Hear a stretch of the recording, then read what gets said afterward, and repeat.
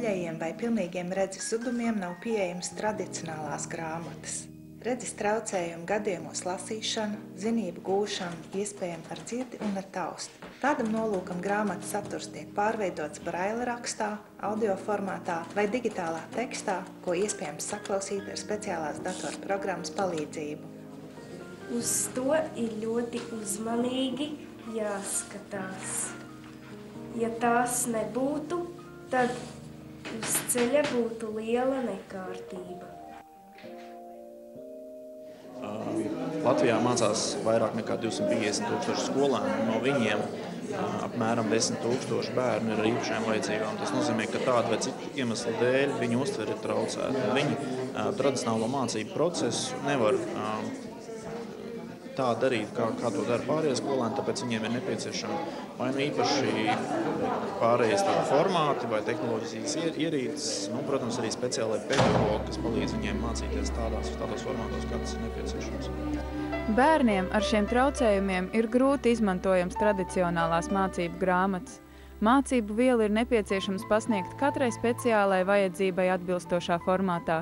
Šobrīd Latvijas speciālajās skolās un klasēs skolotāji pielāgo mācību materiālus bērnu individuālām vajadzībām, lai dotu iespēju viņiem izglītoties, attīstīties un pilnveidot sevi. Tomēr tas nav risinājums. Tāpēc ir aizsākta šī akcija, kuras ietvaros mēs ik viens varam palīdzēt sagādāt šiem bērniem piemērotus mācību materiālus.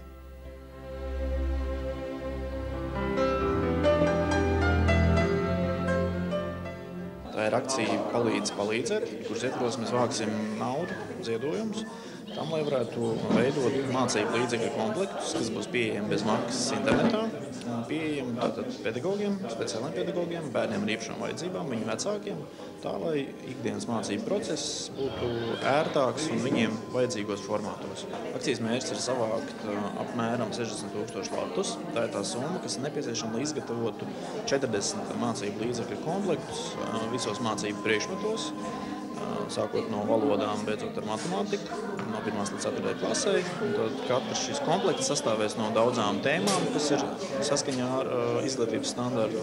Un zem šīs katras tēmas būs vairāk nekā 20 atbalsta formātu, gan audio, video, attēlu, titri, pavadījumu, notas, tas viss, kas nepieciešams, lai speciālais pedagogs var izvēlēties attiecīgos formātus konkrētai mācību stundai. Neredzīgiem bērniem pamatā tiek izmantoti līdzekļi, kas ir balstīti uz taustas uztveri. Tās ir braila raksta mācību grāmatas, reliefi uzskats materiāli, kas tiek gatavoti speciāli atbilstoši no apgūstajiem mācību materiālam. Un, protams, balstoties uz dzirdes uztveri, tie ir dažādi audio materiāli, bet lasīt, rakstīt prasme, protams, balstās uz braila raksta apgūvi. Lai bērnam pēc iespējas tādu pilnīgāku priekšstatu par lietām un notikumiem veidot, ir vajadzīgi šie reliefie materiāli. Un, tikai dzirdes materiāls nevar būt par pamatu pilnvērtīgai šo lietu un procesu uztverei.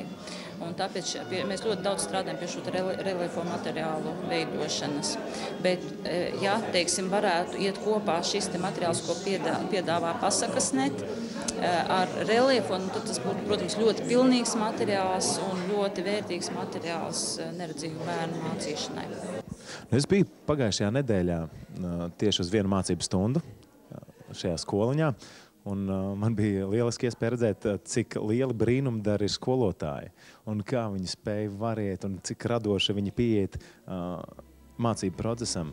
Ne par velti ir šāda akcija. Vajadzīgi ir līdzekļi, materiāli, lai bērniem būtu attiecīgi mācību materiāli.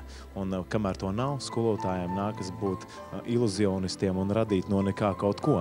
Un, kā viņi saka, brīvdienas viņi bieži vien pavada līmējot aplikācijas, izgriežot no avīzēm dažādas bildes un veidojot mācību materiālus. Un man tas šķiet smieklīgi, ka patiesībā valstī, kurai vajadzētu nedaudz rūpēties par to, lai visiem būs šies vienlīdzīgās iespējas, to nevar izdarīt. Tāpēc ir vajadzīgi šādi cilvēki ar iniciatīvu, kuri nāk, kuri dara, kuri aicina to darīt, un beigās tauta vien palīdzēs, un tas varbūt arī ir labi. Es biju vienā mākslas stundā, un tur bērni gatavoja ļoti skaistus dzīvniecības no plastilīna, un domāju, ka varbūt tā vizuālā māksla tieši bērniem ar redzes traucējumiem varētu nebūt tik saistoši, bet tas ir, ar kādu azartu viņi metās visā tajā lietā, un ļoti, ļoti smuka dzīvnieciņa. Tur bija kaķis, tur bija ronis, tur bija suns. Talanti ir noteikti.